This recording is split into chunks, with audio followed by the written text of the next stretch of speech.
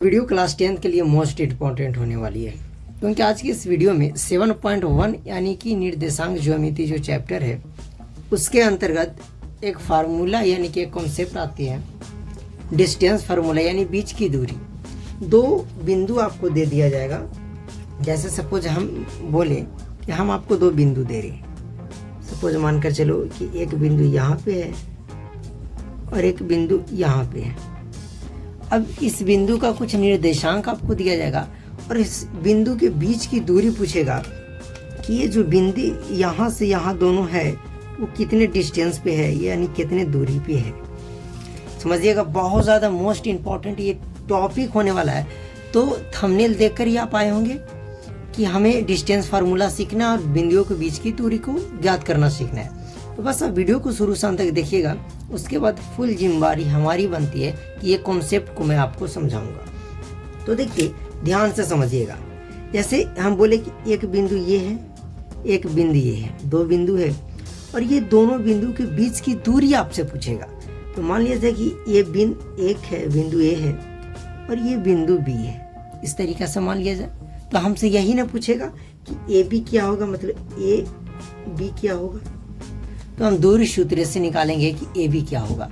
तो देखिए, जब भी आपको ये इस तरीके से दूरी पूछेगा तो आपको निर्देशांक देगा।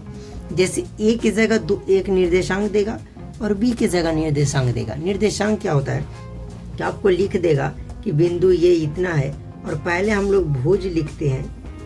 पहले क्या लिखते हैं? भुज। उसके बाद हम लोग कोटि को लिखते हैं। छोटा जगह पड़ गया, फिर भी भुज और कोटि को लिखते हैं। आ रहा है समझ में ना?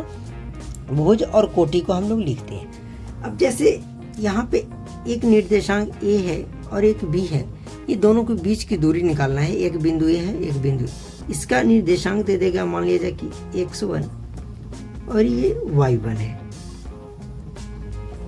या मान लिया जाए कि कुछ दे देगा x2 और ये y2 है।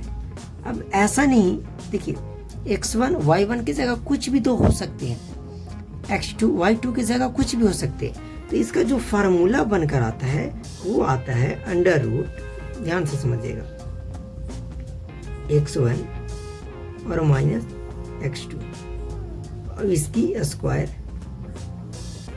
प्लस y1 माइनस y2 की स्क्वायर। अब यहाँ पे कंफ्यूजन नहीं होना है। अब चाहे तो पहले x2 माइनस x1 कर सकते हैं, y2 माइनस y1 कर सकते हैं। अब पूरे इसको बदल भी सकते हैं, कोई दिक्कत नहीं। इसी को हम लोग बोलते हैं दूरी सूत्र। इसको हम लोग क्या बोलेंगे, लिख देता हूं मैं,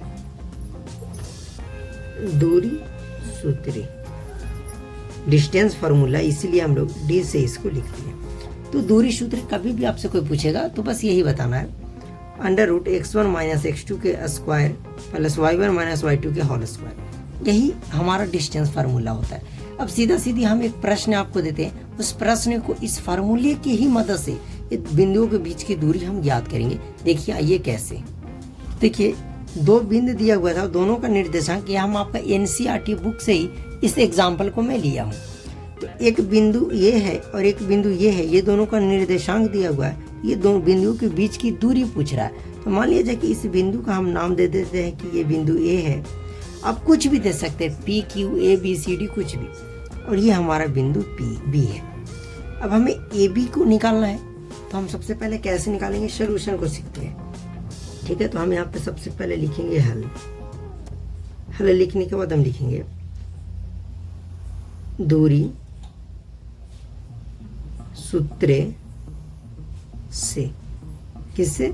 दूरी सूत्र से। हम दूरी सूत्र से ही निकालेंगे, दूरी सूत्र से यानी डिस्टेंस फार्मूला से AB बराबर। तो अब बताना है आपको कि दूरी सूत्र क्या होता है। तो ये मैंने आपको बताया कि x1 माइनस x2। अब मेरे साथ बोली x1 माइनस x2 ओके का whole square plus y1 minus y2 के होल स्क्वायर। ये हमारा डिस्टेंस फार्मूला होता है। अब बोलोगे कि हम x1 और x2 किसको रखें, तो हम क्या बोले कि ये वाला हमारा x1 का काम करेगा, ये हमारा y1 का, ये हमारा x1 का काम करेगा, ये हमारा y1 का, यहाँ जो होगा वो हमारा x2 का काम करेगा, ये हमारा y2 का काम करेगा। अब फिक्स तरीका से हम यहाँ पे रख देंगे तो x1, तो x1 की जगह हम 2 को रखेंगे तो 2 माइनस x2, x2 की जगह हम क्या रखेंगे 4, इसके स्क्वायर करेंगे plus comma y1 minus y2। अब y1 का जो वैल्यू है यहाँ से देख रहे कि 3 है तो 3 रखेंगे माइनस y2 का जो हमारा मान है वो हमारा 1 है, तो इसके स्क्वायर। अब देखिए अगर मान लीजिए पहले x2 और x1 को करते तो यहाँ 4 पहले आ जाता और 2 बाद में आता, और यहाँ पे 2 पहला है 4 तो स्क्वायर है, तो स्क्वायर करने का मतलब कि आप माइनस का स्क्वायर निकालिए या प्लस का स्क्वायर निकालिए, उसका आंसर जो होगा वो पॉजिटिव ही आता है, प्लस का ही आता है। ओके, अब इसको हम लोग सोल्व कर लेते हैं। तो देखिए 2 में से 4 को नहीं जाएगा तो 4 में से 2 घटाएंगे, सीधा सीधी यहाँ माइनस का 2 बचेगा। 4 में से 1 गया 2 और 4 बड़ा है तो इसके आगे माइनस है तो माइनस लगाएंगे, प्लस 3 में से 1 को घटाएंगे तो 2 बचेगा, इसकी स्क्वायर हो जाएगा। देखिए -2 का स्क्वायर करेंगे तो 2 गुना 2 माइनस माइनस प्लस हो जाएगा तो 4, और 2 का स्क्वायर 4 और 4 जुटकर हमारा 8 हो जाएगा।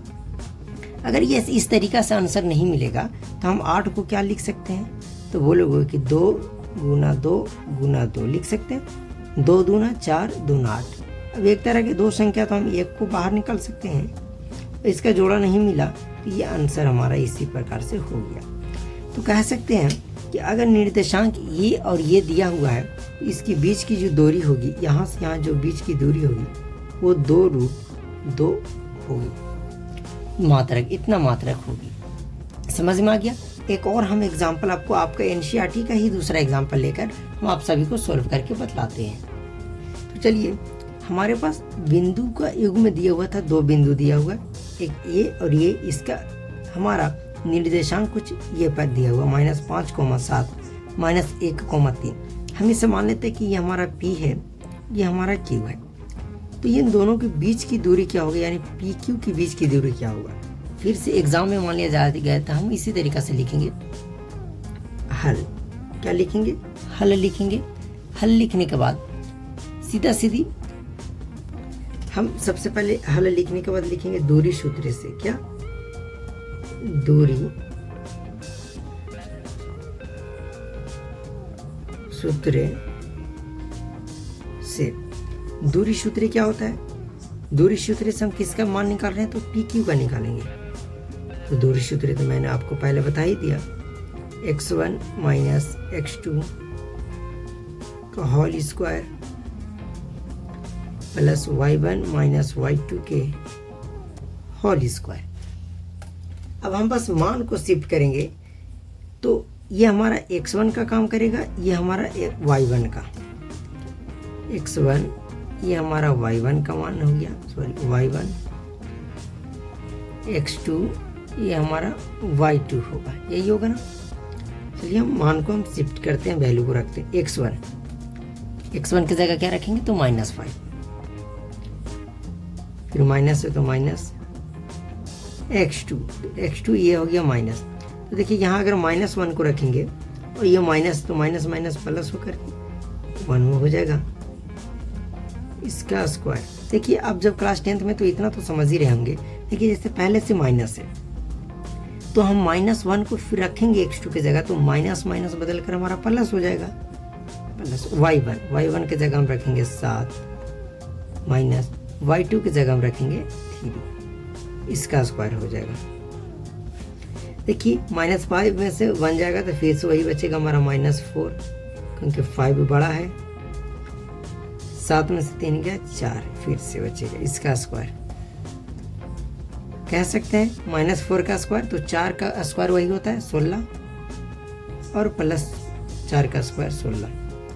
ऑलरेडी जब इसको हम लोग जोड़ेंगे तो 32 होगा, 16 16 32। अगर इस तरीका से आंसर नहीं मिलेगा तो हम 32 को अगर तोड़ेंगे तो 2 दूना 4, दूना 8, दूना 16, दूना 32, इस तरीका से हम इसको तोड़ सकते हैं। अब देखिए एक जोड़ा यहाँ से मिल रहा है तो 2 निकलेगा, एक जोड़ा यहाँ से मिल रहा है तो 2 निकलेगा, गुना करेंगे, नहीं मिला 2 बच गया, 2 दूना 4 और √2, ये हमारा बच गया। ये इसकी इतना मतलब कह सकते हैं कि ये दोनों के बीच की दूरी 4 रूट दूर आया। तो अब हम उम्मीद करते हैं कि आप सभी को बीच की दूरी, 2 बिंदुओं की बीच की दूरी बहुत ही बेहतरीन तरीक़ा से निकालना आ गया। अब हमने क्लास 10th की टॉपिक इस पर स्टार्ट कर दिया है, तो आपके लिए बहुत ज़्यादा प्रॉफिट होने वाला है अगर आप एग्ज़ाम देने वाले हैं क्लास 10th में। वीडियो को लाइक करके चैनल को सब्सक्राइब कर सकते हैं, आप सभी के प्रॉफिट के लिए ही मैं बोल रहा हूँ। ओके।